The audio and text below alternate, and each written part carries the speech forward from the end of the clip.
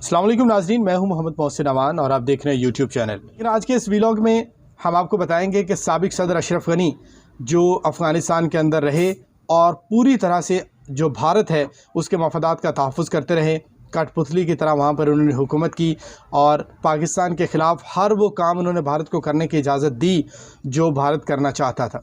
और जिस तरह से अशरफ गनी फ़रार हुए अफ़गानिस्तान से, जब तालिबान काबुल के करीब पहुँचे हैं, डॉलरों की भरी हुई गाड़ियां लेके वहां से वो भागे हैं। इस हवाले से कुछ हक़ाइक़ हैं जो हम आपके सामने रखेंगे। आज हम आपको बताएंगे कि साबिक अफ़गान सदर अशरफ गनी उन्होंने पाकिस्तान के ऊपर क्या इल्ज़ामात लगाए हैं। इक़्तिदार जब उनका ख़त्म हुआ है उससे 3 हफ़्ते कबल उनकी अमरीकी सदर जो बाइडेन से टेलीफ़ोन के ऊपर कोई 14 मिनट के करीब बात हुई, जिसमें वो पाकिस्तान के ऊपर उन्होंने मुख्तलिफ़ इल्ज़ामात लगाए। पाकिस्तान के बारे में क्या बात उन्होंने की वो भी आपको बताएंगे। और आज मैं हक़ाइक़ के साथ आपको ये बात साबित करूँगा कि ये सारा फेलियर किस तरह से अफ़गान हुकूमत का था। ये सारी लूट मार जो अफ़गानिस्तान के अंदर अशरफ गनी और उनकी अशराफिया करती रही है, वो बड़ी वजह थी अफ़गान जो हुकूमत है उसके ख़त्म होने। तो इस हवाले से भी आगे चल के आपको बताएंगे। जो साबिक सदर अशरफ गनी के उनके बयानात हैं और जो बातें उन्होंने अमरीकी सदर के साथ की उसका जवाब भी देंगे और आपको बताएंगे कि कहाँ कहाँ कैसे कैसे अफ़गान सदर जो साबिक हैं वो लूटमार करते रहे, उनके भाई करते रहे और किस तरह से अफ़गानिस्तान का बेड़ा गर्क किया गया। इसके हवाले से यूरोपीय मीडिया जो है वो क्या कहता है और हक़ाइक़ क्या हैं कि अंदर खाते क्या हो रहा था, क्यों अफ़गान फ़ौज लड़ी नहीं है, क्यों अफ़गान फ़ौज ने तालिबान के ख़िलाफ़ हथियार नहीं उठाए और वो जो तेज़ी के साथ तहलील होते गए। ये सारी बातें आपके सामने रखेंगे। पहले मैं आपको बताऊं कि इवन 3 हफ़्ते कबल जब हुकूमत ख़त्म हुई है काबुल से अशरफ गनी की, तो उससे पहले अमरीकी सदर जो बाइडेन के साथ उनकी टेलीफ़ोन के ऊपर बात हुई। ये लहजा आप देखिएगा, मैं कोड इन कोड आपको बताऊँगा कि किस तरह से अशरफ गनी अपने जब तालिबान पूरे अफ़गानिस्तान के ऊपर कब्ज़ा कर रहे थे, जब साफ उनको काबुल में अपनी हुकूमत ख़त्म होती नज़र आ रही थी, तब भी वो सिर्फ अपने मफादात का सोच रहे थे। अमरीकी सदर जो बाइडेन ने टेलीफ़ोन किया अफ़गान सदर को, अशरफ गनी को जो उस वक्त अफ़गान सदर थे, और उनसे बात की कि आप इस तरह करें कि जो आपके वज़ीर दिफ़ा हैं बिस्मिल्लाह, उनको तमाम इख्तियारात दे दें और जो हामिद करज़ई हैं, रशीद दोस्तम हैं या दूसरे आपके लोग हैं उनको साथ में लाएँ और उनके साथ मिलकर तालिबान के ख़िलाफ़ कोई लाएअमल तैयार करें ताकि आपकी हुकूमत कायम रहे।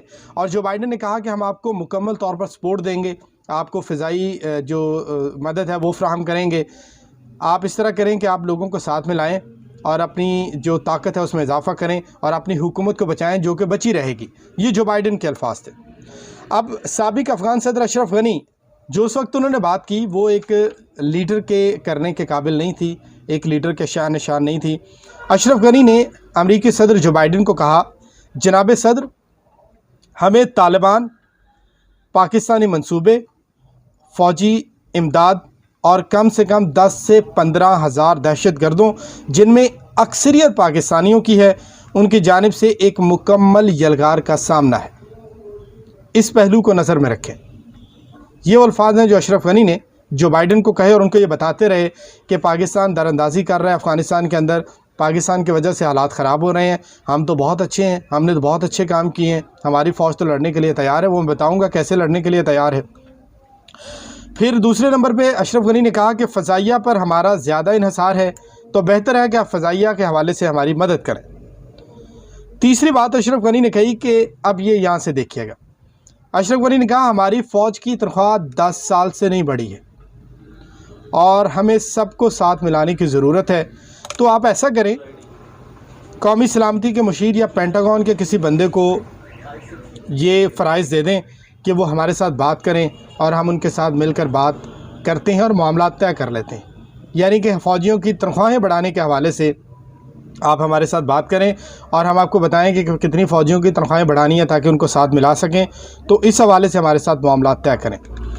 चौथे नंबर पर उन्होंने ये कहा, झूठ बोलते रहे, अमरीकी सदर को बेवकूफ़ बनाते रहे, पूरी दुनिया को बेवकूफ़ बनाने की कोशिश करते रहे, लेकिन वो भूल गए थे कि यहाँ पाकिस्तानी फ़ौज या पाकिस्तानी अवाम या पाकिस्तानी हुकूमत को बेवकूफ़ बनाना अशरफ गनी जैसे पिल्लों के बस की बात नहीं है। आप जैसे बहुत देखे हमने, आप पाकिस्तान के अंदर जो कुछ इंडिया से करवाते रहे वो अभी मैं बताता हूँ आपको। जिस तरह से आपने तबाह किया अफ़गानिस्तान को और जिस तरह से पाकिस्तान के ख़िलाफ़ अफ़गान सरज़मीन को आपने पाकिस्तान के ख़िलाफ़ इंडिया को इस्तेमाल करने का लाइसेंस दे रखा था। अशरफ गनी ने चौथे नंबर पर यह कहा जो बाइडेन से, मैं आपको यकीन दिलाता हूं कि मैं अपने नायब सदर और दूसरों के साथ जो अहम हमारे रहनुमा हैं उनके साथ मुसलसल सफ़र में हूं। लोग मुज़ाहमत कर रहे हैं। अशरफ गनी ने जो बाइडेन को बताया कि लोग मुज़ाहमत कर रहे हैं, आप परेशान ना हो। 55 रोज़ से महसूर लोग भी मुज़ाहमत कर रहे हैं। कुछ शहर ऐसे हैं जहां पर 50 से 55 रोज़ गुजर गए हैं, हमारे शहरियों को महसूर हुए, लेकिन वो इसके बावजूद मुज़ाहमत कर रहे हैं। आप बेफिक्र रहें, वो हथियार डालने को तैयार नहीं हैं। आपकी हिमायत हमें मुतहर्रिक करने का हकीकी ज़रिया है। यानी आप हमें पैसा देते रहें, डॉलर देते रहें, हम आपको बेवकूफ़ बनाते रहेंगे और जब वक्त आएगा तो हम यहाँ से डॉलरों से जहाज़ भर के तो यहाँ से भाग जाएंगे और फिर हम इल्ज़ाम पाकिस्तान के ऊपर लगाएंगे। आखिर में जो बाइडेन से अफ़गान सदर साबिक अशरफ गनी कहते हैं कि मैं आपका मशकूर हूँ, शुक्रगुज़ार हूँ और आपसे सिर्फ़ एक फ़ोन कॉल की दूरी पर हूँ। एक दोस्त दूसरे दोस्त को यही कहता है। और जो बाइडेन से कहा कि आपने जो कुछ करने का मुझे हुक्म दिया है, आप ये ना समझें कि आप मुझ पर कुछ मुसल्लत कर रहे हैं, मैं खुद सारा कुछ करूँगा। बिल्कुल आप करेंगे। आप दोनों हाथों से लूट रहे थे अफ़गानिस्तान को, आपने बेड़ा गर्क कर दिया अफ़गानिस्तान का। एक खोखले निज़ाम के लिए अफ़गान अवाम क्यों अपनी जानें कुर्बान करते, क्यों बेड़ा गर्क करते अपने आप का उस हुकूमत के लिए जिसने 20 साल से जो भी इक़्तिदार में आया उसने लूटा है। अब आएँ दूसरी तरफ, तबाही की असल वजह क्या है? अफ़गान हुकूमत ख़त्म क्यों हुई? अशरफ गनी वहाँ पर करते क्या रहे हैं? उनके भाई ने वहाँ पर क्या खेल खेलने हैं? और जो अमरीकी ठेकेदार थे, दिफाई ठेकेदार, वो वहाँ पर क्या खेल खेलते रहे? इस हवाले से जो मुसद्दिक़ा ख़बरें हैं कुछ, वो आपके सामने कुछ मालूमात रखता हूँ। मुत्तहिदा अरब अमीरात में एक साबिक़ सफ़ीर के मुताबिक अशरफ गनी जब वहाँ से फ़रार हुए हैं अफ़गानिस्तान से, तो 16 करोड़ 90 लाख अमरीकी डॉलर अपने साथ लेकर फ़रार हुए हैं। ब्रीफकेस भरे थे। इतलात ऐसी भी थी कि बहुत सारे डॉलर इसलिए छोड़ गए क्योंकि जगह नहीं थी जहाज़ के अंदर जिसमें वो फ़रार हुए हैं, गाड़ियों के अंदर जगह नहीं थी। 16 करोड़ 90 लाख डॉलर, अरबों रुपए बनते हैं ये। देखें, अरबों रुपए लेकर फ़रार हो गए ये नाम नहाद लीडर जो आज सारा मलबा पाकिस्तान के ऊपर डालने की कोशिश कर रहे हैं। अफ़गान अवाम का करप्ट हुकूमत के साथ खड़े होने से इनकार, ये भी यूरोपियन मीडिया कहता रहा है। 2020 के अंदर ट्रांसपेरेंसी इंटरनेशनल ने दुनिया के 20 जो करप्ट तरीन ममालिक थे उनमें अफ़गानिस्तान को शामिल किया था और तब ये अशरफ गनी ही अफ़गानिस्तान के सदर थे जिन्होंने करोड़ों डॉलर जो है वो जहाज़ों के अंदर और ब्रीफ केसों के अंदर भर भर के बाहर पहुंचाए हैं। अब आते हैं कि अफ़गान फ़ौज को क्या हुआ था, वो तालिबान से क्यों नहीं लड़े? अफ़गान फ़ौज थी नहीं, लड़ती कहाँ से? 3 लाख से ज़्यादा फ़ौजी कागज़ों के अंदर ज़ाहिर किए गए अशरफ गनी की जानिब से, और ये एक बहुत बड़ा घोटाला था। एक पूरे बाकायदा मैकेनिज़्म से, पूरे तरीके के साथ अफ़गान फ़ौज की भर्तियों के नाम पर अमेरिका से पैसे लिए गए और खाए गए। 3 लाख के करीब फ़ौजी ज़ाहिर किए गए। अब ये जैसे मैंने आपको पहले बताया कि जो 3 हफ्ते कबल जब उनको नज़र आ रहा था कि काबुल अफ़गानिस्तान हाथों से निकल रहा है, तब भी वो फ़ौजियों की तनख्वाहें बढ़ाने की बात कर रहे थे। यानी फ़ौजियों की नहीं, हर वो फ़ौजी जिसकी जाली भर्ती करके जाली भर्तियों के ज़रिए पैसे अफ़गान सदर की जेब में जाते थे, अफ़गान सियासी अशराफिया की जेबों में जाते थे, अफ़गान कमांडरों की जेब में जाते थे, और दिफाई जो कमांडर थे अमेरिका के ठेकेदार, उनकी जेबों में जाते थे। वो कह रहे थे कि ठीक है, आप बेफिक्र रहें, लोग लड़ रहे हैं, आप बस तनख्वाहें बढ़ाएं ताकि जो हमने फ़ेक भर्तियाँ की हैं, फ़ेक रिक्रूटमेंट की है, उसके मद में हमें और ज़्यादा पैसे आते रहें। ये सोच थी अशरफ गनी की। एक रिपोर्ट के मुताबिक जो अफ़गान फ़ौजी हैं उनकी असल तादाद 96,000 थी। जनाब, जो 3 लाख फ़ौजी कागज़ों के अंदर शो किए जाते रहे हैं, असल में उनकी तादाद सिर्फ 96,000 थी।